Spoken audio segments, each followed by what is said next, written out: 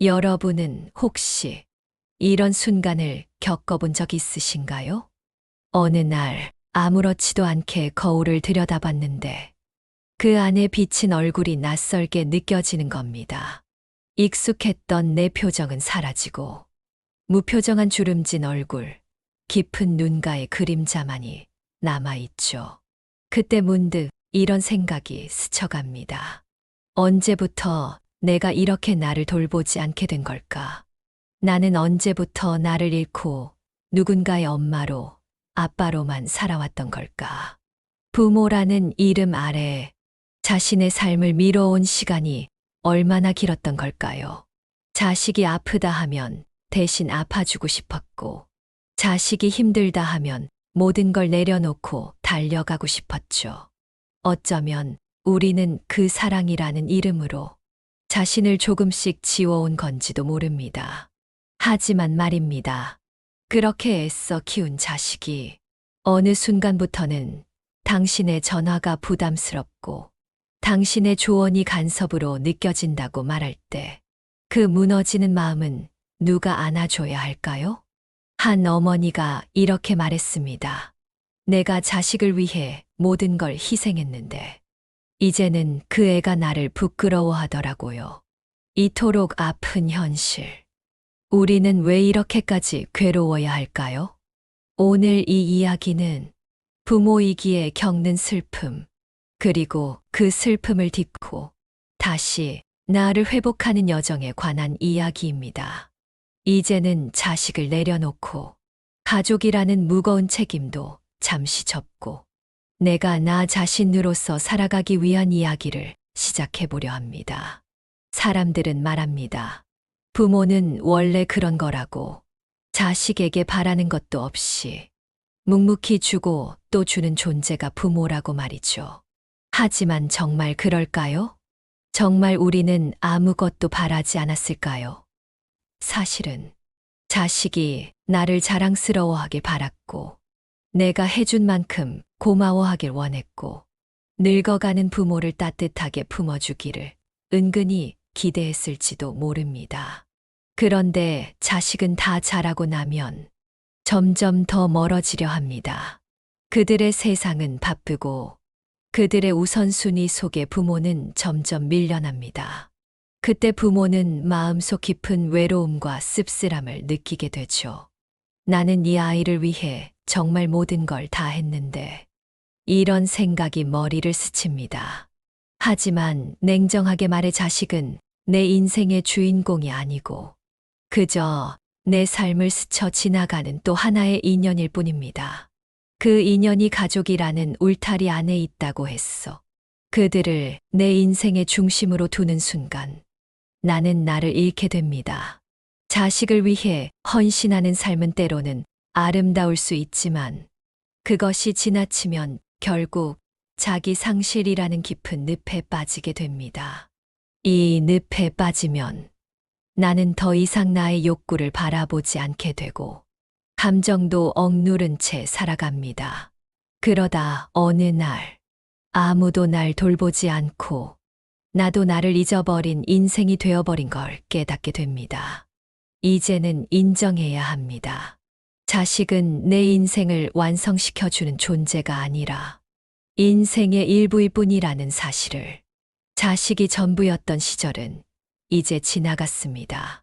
그들은 자기 삶을 살아가고 있고 이제는 나 역시 나의 인생을 다시 꾸려야 할 시점입니다. 사람들은 가족끼리는 가까울수록 좋다고 생각합니다. 특히 부모와 자식 사이라면 더더욱 그래야 한다고 믿죠.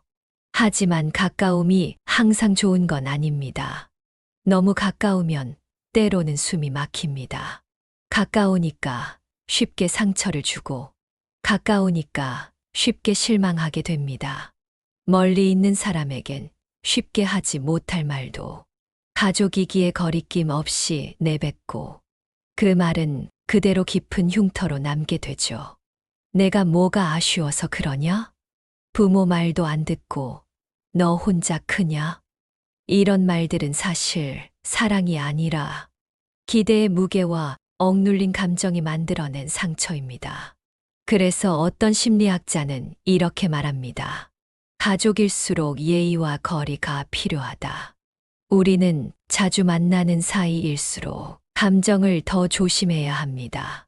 매일 마주치고 자주 통화하며 사소한 말까지 간섭하게 되면 언젠가 작은 불씨가 큰 갈등으로 번져버릴 수 있습니다.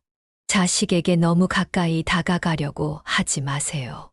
그들은 독립적인 존재이고 그들의 삶에도 당신이 모르는 그들만의 고통과 고민이 있습니다. 그리고 부모 역시 자식에게 인생의 중심을 기대하지 말아야 합니다. 그 기대는 언젠가 반드시 상처로 돌아오게 되니까요. 가끔은 거리를 두는 것이 더 큰 사랑입니다. 멀리서 응원하고 필요할 때 조용히 곁에 있어주는 것. 그것이 오히려 자식에게는 든든한 존재로 다가갈 수 있습니다. 부모와 자식 사이도 결국은 인간관계입니다. 이해와 존중이 필요한, 그리고 어느 정도의 간격이 있어야 오래가는 관계죠. 자식을 남처럼 대하라. 이 말 처음 들으면 섭섭하게 느껴질 수 있습니다.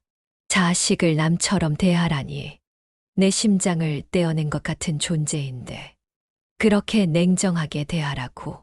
하지만 이 말의 본질은 사이좋게 오래 가기 위한 거리 유지의 지혜입니다. 생각해 보세요. 우리는 남에게는 함부로 말하지 않습니다. 남의 사생활에는 함부로 끼어들지 않고 상대의 기분을 먼저 살핍니다. 그런데 자식에게는 엄마가 너를 얼마나 생각하는데 라며 모든 것을 알아야 하고 관여하려 합니다. 이건 사랑이 아니라 통제입니다. 애정이 아니라 의존입니다. 자식은 나와 다른 인생을 살아가는 또 하나의 인간입니다.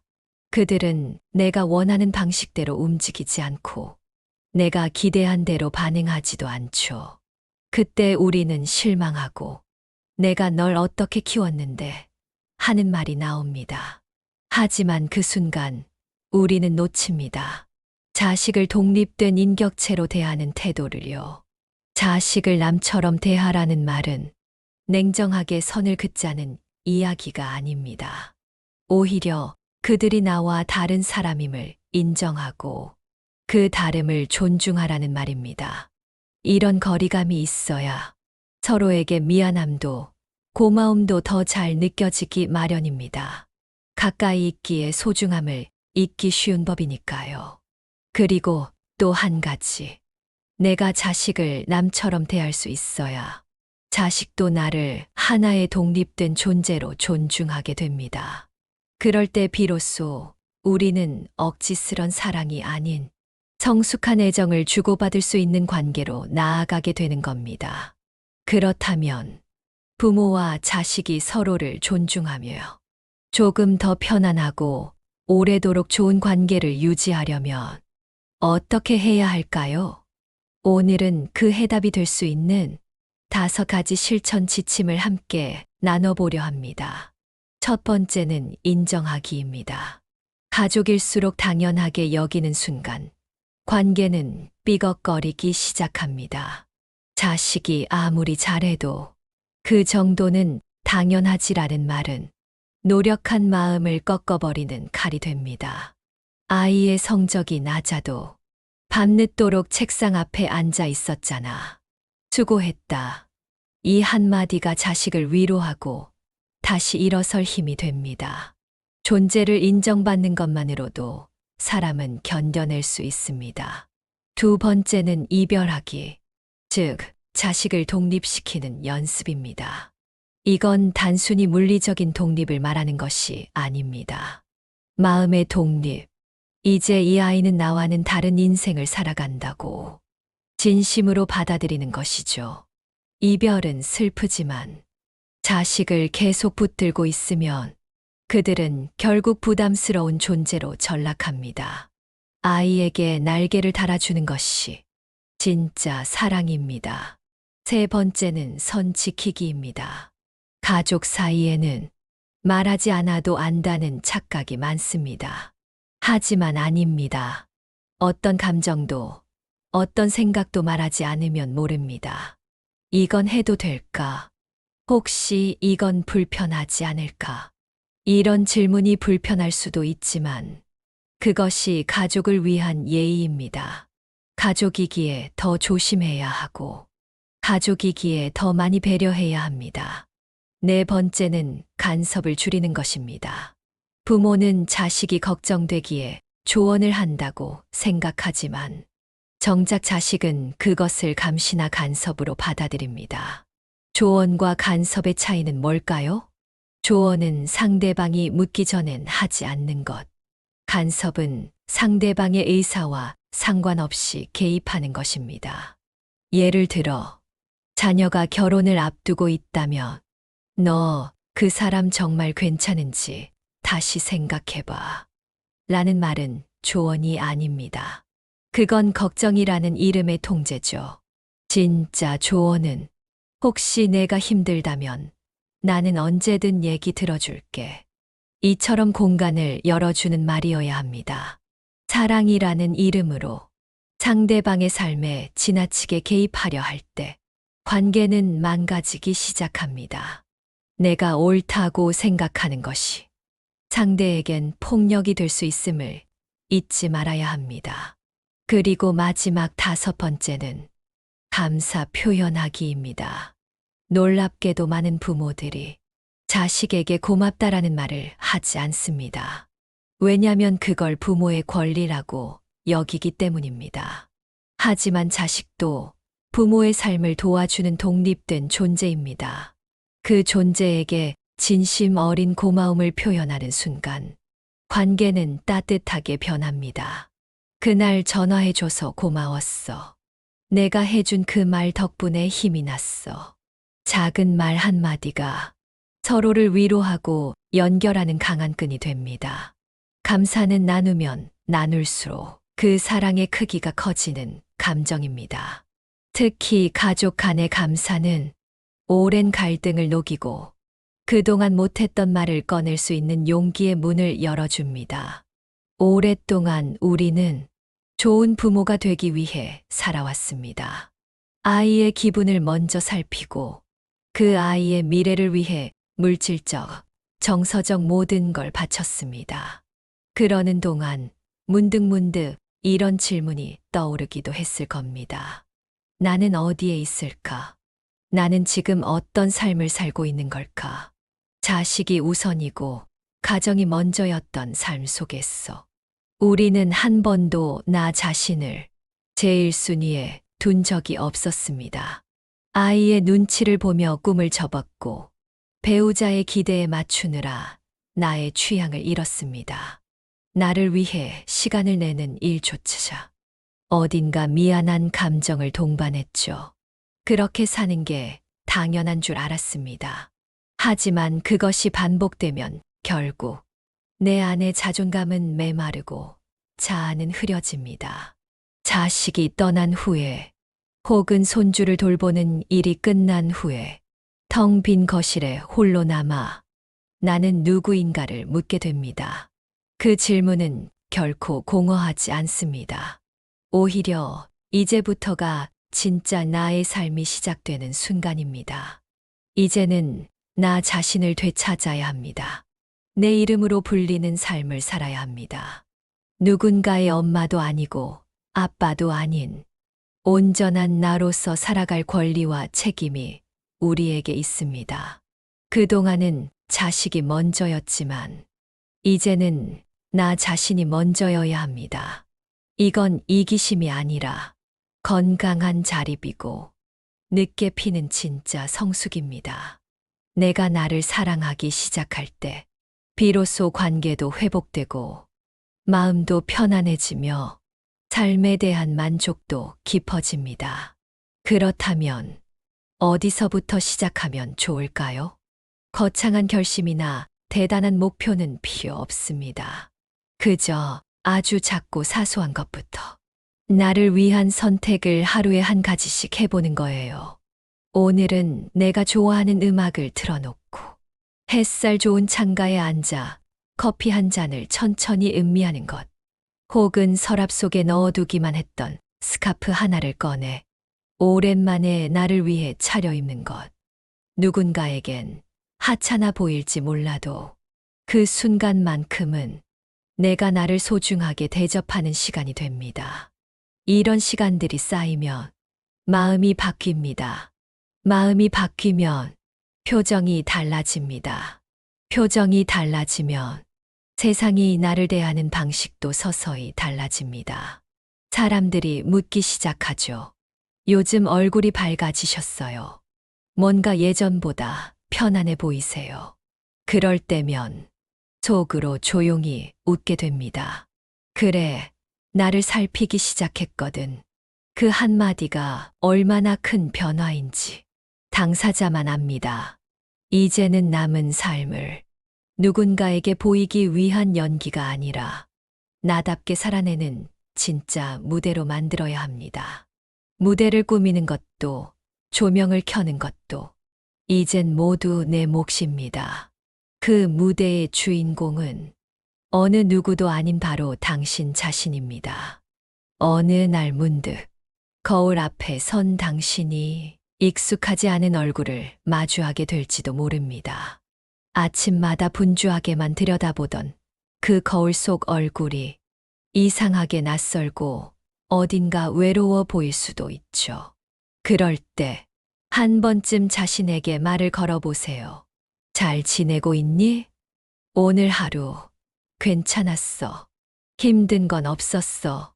이 짧은 말들이 어색하게 느껴질 수 있습니다.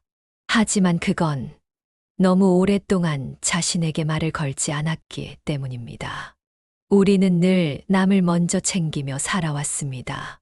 아이의 말에는 귀 기울이고 배우자의 기분엔 맞춰주며 주변 사람들의 기대를 실망시키지 않으려 애쓰며 살았습니다. 그러나 정작 나의 마음엔 얼마나 관심을 가졌나요? 나 정말 괜찮은가? 내가 진짜 원하는 삶은 무엇일까? 그 물음에 답해 본 적이 언제였는지 떠올려 보세요. 자기 자신에게 말을 걸기 시작하면 조용히 묻혀 있던 감정들이 서서히 깨어나기 시작합니다. 그 감정들은 처음엔 두렵고 낯설 수 있지만 그것을 꺼내는 순간부터 회복이 시작됩니다. 마음속에 오래 묵혀둔 슬픔, 억울함, 외로움, 그 모든 감정들은 그동안 말을 걸어주지 않아 생긴 응어리입니다. 이제 그 감정을 다정하게 쓰다듬어 주세요. 그래, 그때 정말 속상했었지. 아무도 몰라줘서 외로웠지. 이제 괜찮아. 내가 알잖아. 그 순간, 당신 안에 어린 내가 조용히 눈을 뜹니다. 그리고 비로소 진짜 나와 마주하는 시간이 시작됩니다. 사람들은 흔히 혼자 있는 시간을 외롭다고 말합니다. 특히 나이가 들어가며 주변이 조용해지고 자식들도 제 삶을 찾아 떠나면 그 고요함이 더 크게 느껴지죠. 하지만 우리는 묻고 싶습니다. 정말 혼자인 게 나쁜 걸까요? 누구와도 연결되어 있지 않은 이 시간이 오히려 나를 회복시키는 시간은 아닐까요? 고독은 피해야 할 감정이 아니라 함께 걸어가야 할 동반자입니다. 한밤중 덜컹거리며 달리는 기차에 홀로 앉아 창밖으로 스쳐 지나가는 불빛을 바라보는 그 순간, 그 정적 속에서 그동안 하지 못했던 많은 생각들이 떠오릅니다. 내가 원했던 인생은 이런 모습이었나? 지금까지 참 열심히 살아왔구나. 앞으로는 조금 더 나를 위해 살아야겠어. 이렇게 조용히 자기 자신과 대화하는 시간이 인생의 차원을 바꾸는 시작점이 되기도 합니다. 혼자 있는 것이 익숙해질수록 타인의 말에 덜 흔들리고 세상의 속도에 휘둘리지 않게 됩니다. 그리고 비로소 깨닫게 됩니다.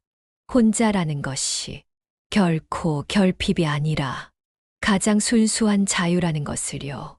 그것은 마치 새벽녘 텅 빈 거리를 걸을 때 느끼는 그 특별한 해방감과도 같습니다. 이제는 혼자서도 식당에 들어갈 수 있고, 카페에서 여유롭게 책을 읽을 수 있으며, 혼자만의 여행도 떠나보세요. 처음에는 익숙하지 않을 수 있고, 때로는 외로움이 찾아올 수도 있지만, 그 속에서 만나는 새로운 세상은 마치 오랫동안 닫혀있던 창문을 활짝 열었을 때처럼 지금껏 보지 못했던 놀라운 풍경을 선물해 줄 것입니다. 고독은 우리를 비워내고 다시 채워주는 내면의 선생님이자 가장 진실한 친구입니다. 언젠가부터 거울을 정면으로 마주하는 일이 점점 줄어들었습니다. 마치 우리가 스스로를 피해 도망치듯이 화장을 하거나 머리를 손질할 때조차 거울을 스치듯 바라볼 뿐 온전히 나를 응시하는 시간은 어느새 희미한 기억이 되어버렸습니다. 왜일까요? 어쩌면 우리는 알고 있을지도 모릅니다. 거울 속 내 얼굴이 낯설고 시간의 흐름 속에 주름지고 처진 모습이 내가 기억하던 젊고 활기찬 나와 너무도 달라져 있어서일지도 모릅니다. 하지만 이제는 그 얼굴을 다시 바라봐야 할 때입니다.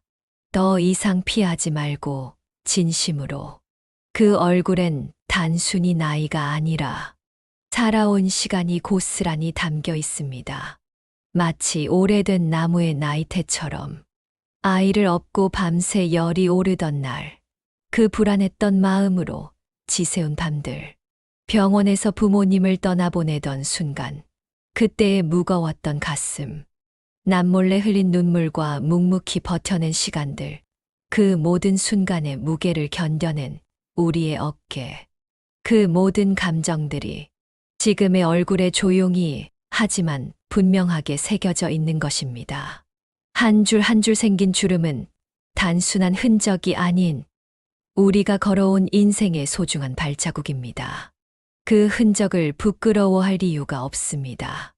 오히려 자랑스러워해야 할 증표입니다. 오히려 그 누구도 흉내낼 수 없는 나만의 훈장이며 우리가 살아낸 용기의 증거입니다. 이제는 거울을 피하지 마세요.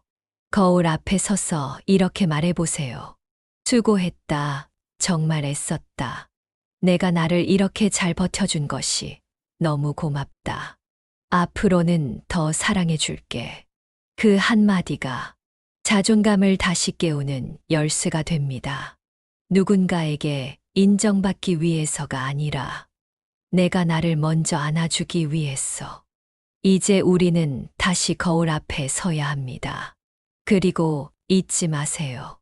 이 얼굴은 당신이 사랑했던 사람들과 함께 웃고 울며 살아온 가장 진실한 시간의 기록이라는 것을 이제는 인정해야 합니다.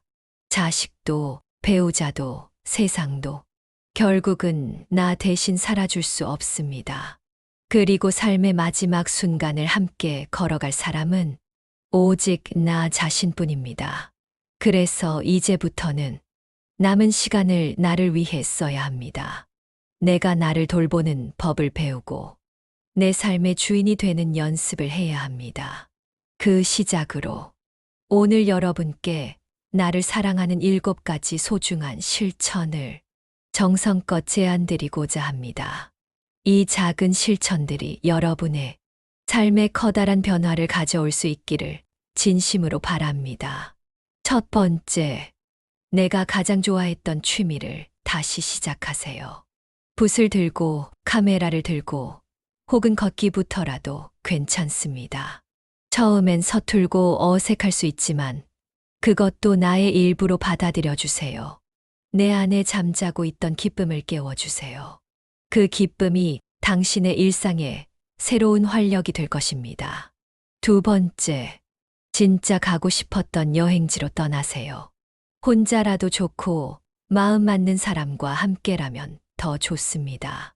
설레는 마음으로 짐을 꾸리고 새로운 곳으로 향하는 그 순간부터 이미 치유는 시작됩니다.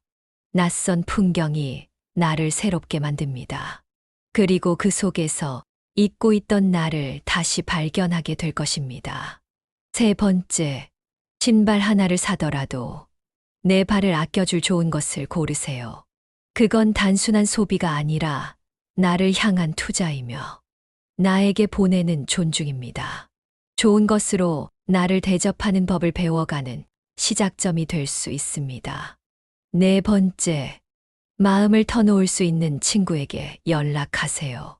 긴 대화가 아니어도 잠깐의 목소리만으로도 우리의 마음은 따뜻해질 수 있습니다.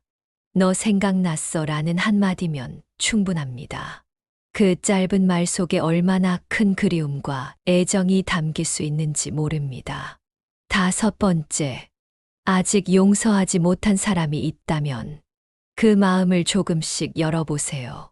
용서는 상대를 위한 것이 아니라 내가 자유로워지기 위한 선물입니다. 그 무거운 짐을 내려놓는 순간 당신의 마음이 한결 가벼워질 것입니다. 여섯 번째, 맛있는 음식을 스스로에게 선물하세요. 정성껏 차린 한 끼의 식사는 단순한 끼니가 아닙니다. 지친 내 마음을 다독여주고 새로운 힘을 불어넣어 주는 소중한 시간이 될 수 있습니다.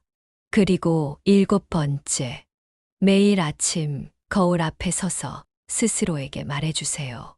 나는 지금 이 순간 사랑받기 위해 태어난 사람이다. 그리고 나는 이미 충분히 사랑받을 자격이 있는 사람이다. 이제 삶은 누구를 위해 사는 것이 아니라 나를 알아가고 사랑하는 시간이 되어야 합니다. 남은 인생, 조금은 느리게, 조금은 자유롭게, 그리고 온전히 나로서 살아가기 바랍니다. 지금까지 함께 해주셔서 감사합니다. 이 영상이 당신의 내면의 작은 위로와 울림이 되었다면 저희 채널 백세지혜를 구독과 좋아요로 응원해주세요. 당신의 삶을 응원합니다. 고맙습니다.